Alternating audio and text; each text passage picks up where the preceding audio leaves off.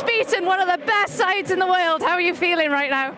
Yeah, it was a big night for me personally. Obviously representing my country 50 times, something I couldn't have dreamt of, so I'm super proud of that. But tonight wasn't about me, it's about the team. We watched their game on, I think it was Thursday night, and the result went against us, so we knew we had to produce something special tonight, and yeah, thankfully we've done that. Talk us through the 2 goals, Harry.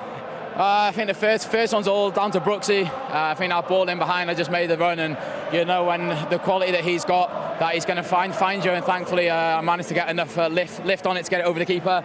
And then the second goal, DJ's put a great ball in. We know Keefer's strong back post, so I just thought I'd make the front post run, and thankfully I got there. What kind of message does this send out, Harry? Because you've been under a lot of pressure this week to deliver tonight. We're always confident in the quality we got in the group. We're 100% behind the manager. All as players, we know there's been a lot of noise from the outside, some comments that weren't helpful for us in our preparation from people that we didn't really expect the comments to come from, to be honest. So yeah, we're glad of that. I'll let you go join the team. Go.